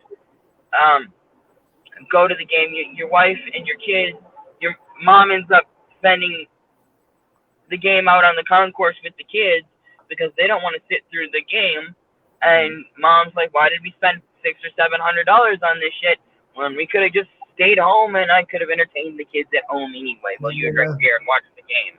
Yep. So it's really not. I can't blame people for not wanting to go to a sporting event anymore. It's not. Yeah. There are very few sporting events that you have to go see in person anymore. Right. I don't think baseball is one of them anymore. I think a lot of people will skip out especially in baseball. Yeah. If people aren't going to 10 or 15 baseball games a year anymore. Nope. No. There's just so many games. It's like I go to one game a month. I go to a game in May, go a game in June, go to a game in August, and I'm done on baseball. Yeah. Yep. And there's so much stuff competing for your dollar that it's hard to justify going to a sporting event. That's all I got. I listened to a lot of the people on the radio this morning talk about the Lightning winning the Cup, and that's what they said. They said that we just didn't have the financial stability. I mean, think about that. Tickets, were going for close to $1,000 in the third level of a NHL Stanley Cup final. There's not very many people on this planet that can afford to take themselves, let alone another person. Let's say you did go with your significant other or a good buddy of yours. That's $2,000 plus concession plus parking. You're looking at probably $25 just to go to a hockey game. And then again, like you just said, hope that you win. Because what happens if you went last night and Montreal won? Now you're SOL. Now you're back to again. So again, it just depends, on that. But yeah, it is. I mean, I won't stop going because I prefer to go see sports live, especially hockey and football. But baseball, maybe in the future I'll stick it out at home and watch them at home or at a bar. Because like you said, you can get up and you watch it at home. You can make your own food. You can get up when you want. You can pause it, and walk away from it and come back. So, yeah, you're right. Let's have Chrome. Yep. So, all right. Well, I think I lost Adam again. Again. Wow. So, real quick, guys, the Walker Report Yeah. is part of in the Zone Sports Talk Radio. If you need and would like to get some in the Zone Sports Talk Radio gear, head over to squadlocker.com and type in the Zone Sports Talk Radio to get your gear. The show is sponsored by creatingzenspaces.com. It is the current choice in St. Petersburg, Florida for house cleaning, organization, decluttering, and pet sitting. It's about finding the peace within you and adding comfort to your life. And remember, guys, Zen Spaces, begins with you. Be kind to yourself and one another. And again, guys, if you missed any of the show and once you see it, it's in its entirety, head over to the YouTube channel, The Sports Center Bradley Walker, and please subscribe, share, and like. And I just realized this entire show, the banner was not rolling across the bottom of the screen. I just realized that as we are ending the show. Okay. But anyway, I do appreciate Lewis and Adam joining me as they always do. We will be back, guys, next Thursday. My show tomorrow night will not be happening. It'll be happening Sunday night. I have a prior engagement. What time? It'll be 8 or 8:30 on Sunday. All right, I'll be there. Yep, I'll send you the link, Lewis. And if Adam has time, I know he's. Yeah, we're still gonna help me with this new thing. I mean, better. Okay.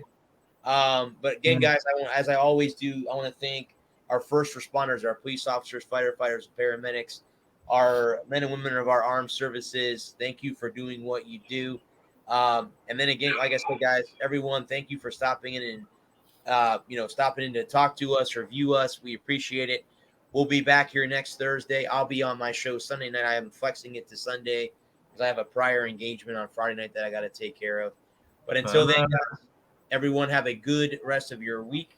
Have a good weekend, and we'll see you guys next week. Until then, peace. And don't forget, Game 4 is Sunday night as well. Gulp. Yep.